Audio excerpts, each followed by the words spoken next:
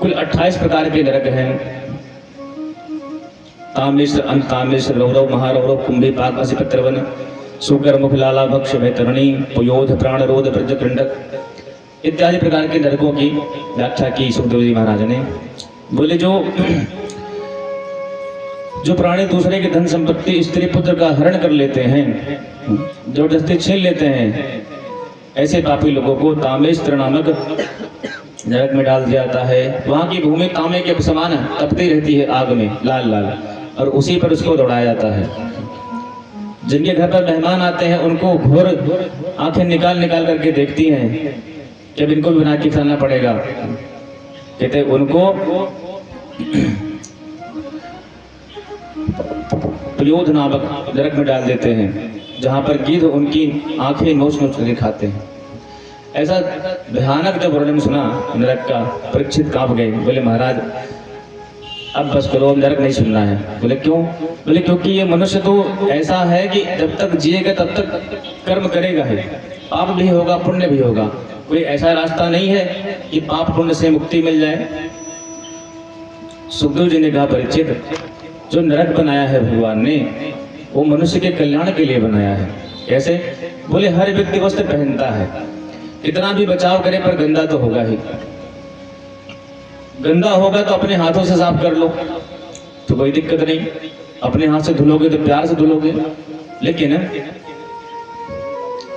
जब धोबी घाट भेजोगे ना, तो धोबी सफाई तो करता है, लेकिन साथ साथ धुनाई भी खूब तगड़े करता है, पटक पटक के धोता है कपड़े को। उसी प्रकार से मानव शरीर हमारा वस्त्र के समान है। हमने पाप किया तो पाप करने के बाद में प्रायश्चित कर लें तो पाप धुल सकता है, लेकिन प्रायश्चित किया नहीं, सारे जीवन पाप करते रहे, मरने के बाद में नरक में जाएंगे तो यम के दूत धोबी घाट बना के रखे हुए हैं, जाओ पीट पीट के सफाई करेंगे तो सारा जो मैल है वो सब निकल जाएगा। बोले महाराज ये तो बड़ा भयानक होगा, क्योंकि हम लोग जब तक रहें तब तक कुछ ना कुछ तो कर्म करेंगे। तो प्रायश्चित कितने प्रकार का होता है जो प्रायश्चित करते हैं लोग? बोले सुनो कि तपसा ब्रह्मचर्येण समेन च दमेन च त्यामेन सत्य शौचाभ्याम यमेन नियमेन च। कहते हैं तपस्या ब्रह्मचर्य के द्वारा कोई व्यक्ति प्रायश्चित करता है आजीवन, यम नियम आसन प्राणायाम प्रत्याहार धारणा ध्यान समाधि के द्वारा जीव प्रायश्चित करता है। परीक्षित ने कहा महाराज ये तो गड़बड़ हो गया। क्यों? पता नहीं एक जीवन में व्यक्ति से कितने पाप होते हैं और एक एक पाप का प्रायश्चित कब तक करेगा। कोई ऐसा साबुन नहीं है कि एक बार रगड़ दो कपड़े पर तो बड़े से बड़ा दाग ढूंढते रह जाओ पर मिले ही ना। बोले है ना, क्या है महाराज बताओ जरा। तब कहते हैं सुनो ध्यान से कि केचिद केवलया भक्त्या वासुदेव परायणा अघम धुन्वन्ति कात्स्नेन निहारमिव भास्करः। परीक्षित, भगवान वासुदेव के चरणों में की हुई भक्ति ही वो समस्त पाप कर्मों का प्रायश्चित है जो हमने अपने जीवन में किए। भगवान के चरणों में की हुई भक्ति ही हमारे जीवन के समस्त पापों को दग्ध कर देती है। गीतम भगवान कहते हैं ज्ञानाग्नि दग्ध कर्माणाम तमाहु पंडिता बुधा। ज्ञान की भक्ति की अग्नि जब हृदय में प्रकाशित होती है तो जितना भी पाप होता है हृदय में वो सब दग्ध होकर नष्ट हो जाता है। परीक्षित ने कहा महाराज शंका हो रही है। क्या शंका हो रही भाई? भगवान का 2-3 अक्षर का नाम क्या इतना चमत्कार से कर सकता है कि जीव के हृदय के जो पाप हैं वो नष्ट हो जाएं? बोले बिल्कुल कर सकता है। कोई प्रमाण है? तब अजामिलोपाख्यान सुनाया। बोले बिल्कुल प्रमाण है, हम तुमको सुनाते हैं। एक इतिहास की बड़ी सुंदर कथा है। जी महाराज। बोले कान्य कुब्जे तुझ कश्चित दासी पतिर अजामिल नामना नष्ट सदाचारो दास्या संसर्ग भूषितः। कान्यकुब्ज में कन्नौज में एक कान्यकुब्ज गोत्री ब्राह्मण अजामिल रहता था। बहुत ही शुद्ध विचार वाला था, त्रिकाल समझा करता था। माता पिता थे, पत्नी थी, पुत्र थे। माता पिता का आज्ञाकारी था, वेद पाठी था, सारे सद्गुण उसके अंदर विद्यमान थे। लेकिन एक दिन जंगल में समझा लेने गया तो किसी स्त्री को पर पुरुष के साथ में समागम में देख लिया तो उसकी बुद्धि वहीं से बदल गई। हमारे हृदय में काम को प्रवेश करने के दो रास्ते हैं, एक तो नेत्र, दूसरा कान। अपने नेत्रों से गंदे चित्र देखते हैं तब काम प्रवेश करता है, और कानों से गंदे गंदे गाने सुनते हैं तब काम प्रवेश करता है। इसलिए वेद भगवान ने आज्ञा की है, भद्रम कर्णेभिः शृणुयाम देवा भद्रम पश्येमाक्षभिर्जत्राः। हे प्रभु, मैं इन नेत्रों से कल्याणप्रद दृश्य देखूं, इन कानों से सुंदर वाद्य यंत्रों को सुनूं। प्रथम दिवस आपने जो लोग आए होंगे सुने होंगे, महत्व में अजामिल 5 वैश्याओं को लेकर के आता है। ये 5 वैश्याएं कौन है? शब्द, स्पर्श, रूप, रस और गंध। और इन्हीं 5 के चक्कर में फंस के सारा जीव व्यक्ति अपना सर्वनाश कर लेता है। उसको सुंदर शब्द चाहिए। देखिए, वस्तु तो 3-5 ही हैं, लेकिन इसको संसार की तरफ मोड़ दिया तो ये बंधन बन जाते हैं, लेकिन भगवान की तरफ मोड़ दिया तो यही मुक्ति के साधन बन जाते हैं। शब्द सुनने को कान कह रहे हैं तो सुनाओ ना शब्द, कौन मना करता है? भगवान के बढ़िया पद सुनाओ, सूरदास जी के बढ़िया पद सुनाओ, भगवान का भजन प्रेम से सुनाओ इसको, इन कानों को। मेरे तो गिरधर गोपाल दूसरो न कोई, मेरे तो गिरधर गोपाल दूसरो न कोई, मेरे तो गिरधर गोपाल। सुंदर पद सुनाओ ना सूरदास जी के, कौन मना करता है? शब्द भगवान के भजन, भगवान के पद सुनाओ तो यह शब्द ही भगवान तक पहुंचा देंगे। स्पर्श, सुंदर कोमल स्पर्श मांग रहा है तो दो ना ठाकुर जी के चरणों का स्पर्श, इसको भगवान के चरणों का स्पर्श प्रदान करो इस जीव को। रूप, सुंदर रूप मांग रहा है देखने के लिए हमारे नेत्र, तो दिखाओ ना ठाकुर जी की छटा। भगवान का जो सौंदर्य है उस सौंदर्य को दिखाओ इस नेत्रों को।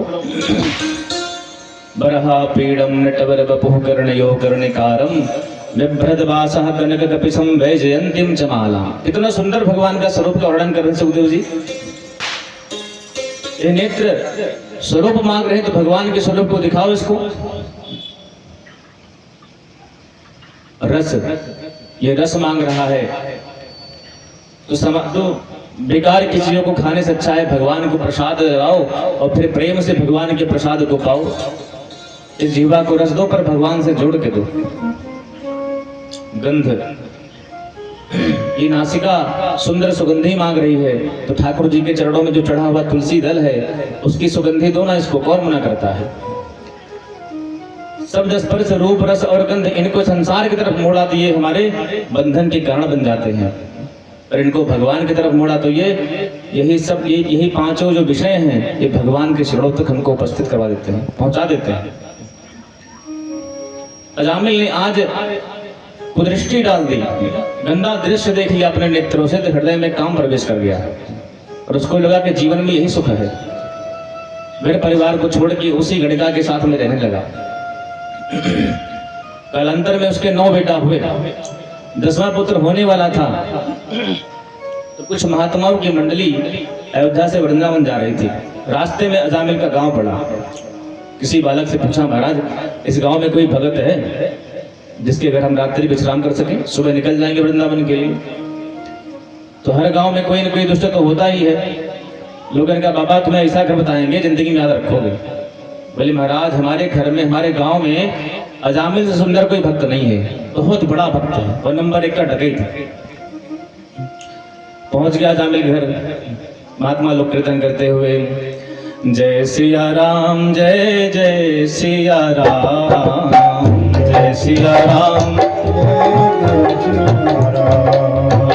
जय सिया राम जय जय सिया राम, जय सिया राम जय जय सिया हाँ जय सिया राम जय जय सिया राम, जय सिया राम जय जय सिया हेलो जय सिया राम जय जय सिया राम, जय सिया राम जय जय सिया हाँ राधे श्याम जय राधे श्याम, राधे श्याम जय राधे श्याम, राधे श्याम जय राधे श्याम, राधे श्याम जय राधे, जय सिया राम जय जय सिया राम, जय सिया राम जय जय सिया राम, जय सिया राम जय जय सिया राम, जय सिया राम जय जय सिया राम, जय सिया राम जय जय सिया राम, जय सिया राम जय जय जय सिया राम जय जय सिया राम, सिया राम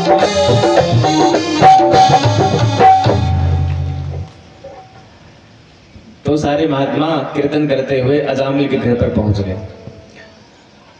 अजामिल की पत्नी थी, वो निकली, तुरंत ही निकल के प्रणाम किया, महाराज हमारे अहोभाग्य की आप संतों का दर्शन हमको प्राप्त हुआ, आइए आइए पधारिए।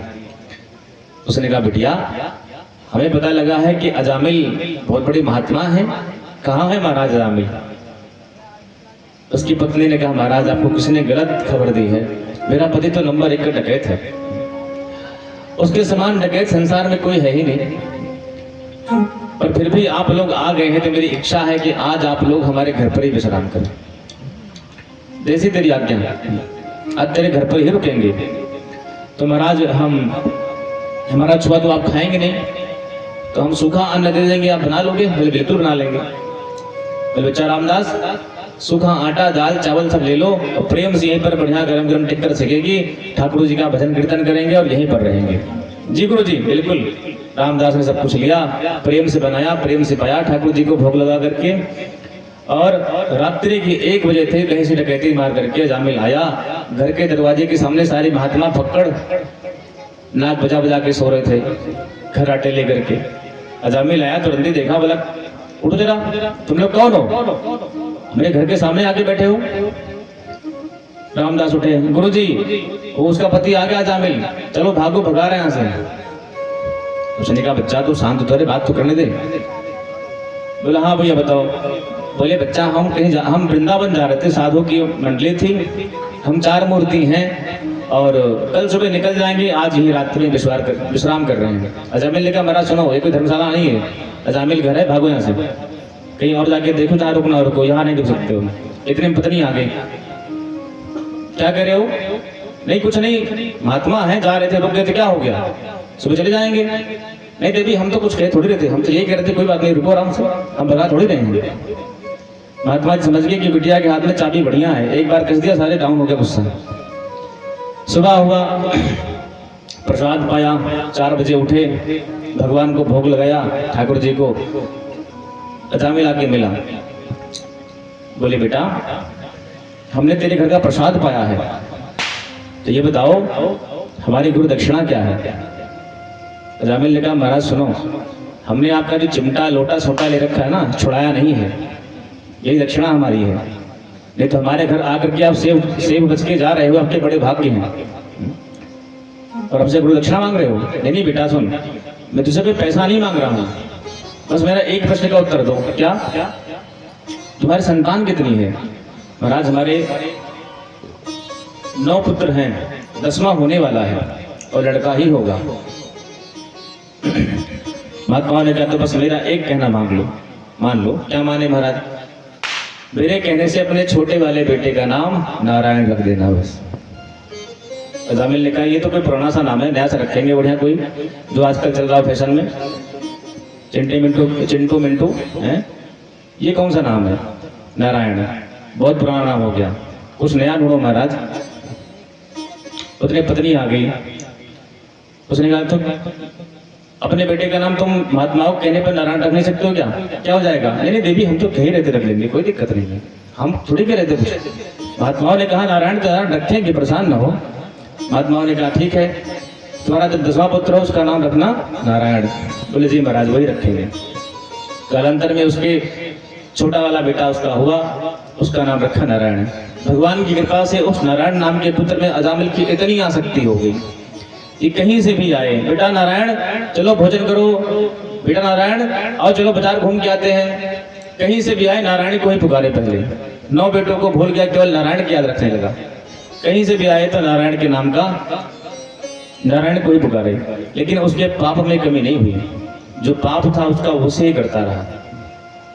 समय बीतता गया, उसका अंतिम समय आया जीवन का। यम के दूत उसको मारने के लिए आए, लेने आए, और जब देखा तो काले काले यमराज के दूत सामने खड़े हैं। देखते ही उसके मुख से कुछ नहीं निकला, बस यही निकला। अपने दूर छोटे से बालक को 5 वर्ष के बच्चे को खेलते हुए देखा तो पुकार पड़ा कि दूरे क्रीडन का सक्तम पुत्रम नारायणाभयम लाभितेन सुरोड़ोच्चै आजुहाव कुलेन्द्रिया आजुहाव कुलेन्द्रिया। दूर अपने बेटे नारायण को खेलते हुए देखा तो तुरंत पुकार पड़ा, बेटा नारायण रक्षा करो, बेटा नारायण पुकार रक्षा करो। सुना ही था, कहा ही था कि भगवान के पार्षदों के कान में यह बात पड़ी, और तुरंत भगवान के पार्षदों ने कहा कि लगता है भगवान का कोई भक्त संकट में है, चलो जाते हैं उसको। तुरंत भगवान के भक्त सामने प्रकट हो गए और यम के दूतों को मार धक्का खड़े हो गए। ए काले कलोटे तुम कहां से आ गए? तो यम के दूतों ने कहा तुम चाटा चमकीले कहां से आ गए? बोले हम भगवान नारायण के दूत हैं, हमारे प्रभु का नाम पुकारा, तुमने सुना नहीं? इसने कहा नारायण रक्षा करो। यम के दूतों ने कहा वो महाराज सुनो, गलतफहमी आपको हुई है, इसने अपने बेटे को पुकारा है, आपके भगवान को नहीं पुकारा। भगवान के दूतों ने कहा सुनो, इसके बेटे का नाम 4-5 साल से रखा होगा, पर हमारे प्रभु का नाम तो अनादिकाल से है नारायण, तो बताओ नाम किसका होगा, इसके बेटे का कि मेरे प्रभु का? बोले सुनो महाराज, हमें बहस नहीं करनी है, हमारे मालिक ने इसको जो है लेने के लिए भेजा है, किसका नाम है आप डिसाइड करो, हमें लेके जाने दो। बोले कुछ नहीं, तुम छू नहीं सकते हो, लेने के बाद छोड़ दो, ये हमारे स्वामी का मालिक है, स्वामी का भक्त है, सेवक है। बोला प्रभु आप क्यों परेशान हो रहे हैं, आपके मालिक आपके स्वामी को जानता तक नहीं है। भगवान के पार्षदों ने कहा अच्छा तुम धर्मराज के सेवक हो तो बताओ धर्म की परिभाषा क्या है? तब बोले वेद प्रणहितो धर्मः य धर्म विपर्ययः वेदो नारायणः साक्षात् स्वयंभूरिति सुश्रुमः। भगवान वेद साक्षात नारायण का स्वरूप है। तो भगवान के पार्षदों ने कहा कि जो वेद भगवान का स्वरूप है, वही वेद स्वरूप भगवान का जो नाम है उसको इसने पुकारा है, तो बताओ नाम किसका होगा? भगवान का हुआ कि नहीं हुआ? उसने कहा बिल्कुल महाराज। फिर भी नहीं माने तो मार के उनका कछुआ निकाल दिया और उनको आखिर में भगा दिया और अजामिल की रक्षा हो गया। अजामिल ने सारा दृश्य अपने आंखों के सामने देखा। यम के दूत और नारायण के दूतों का जो बहस था पूरा सुना। उसने कहा राम राम, यदि मैंने धोखे से अपने पुत्र का नाम लिया नारायण के रूप में तो भगवान के पार्षद आ गए, कहीं हमने सच में ठाकुर जी को ही पुकारा होता तो क्या चमत्कार होता। संसार से वैराग्य हो गया उसको। ये भगवान के नाम का प्रताप है। देखिए अग्नि में हमारा ज्ञान हो चाहे ना हो, चाहे स्वच्छ कपड़ा डालें चाहे गंदा डालें, पर अग्नि सबको पवित्र कर देती है, शुद्ध कर देती है, वो भेदभाव नहीं करती है।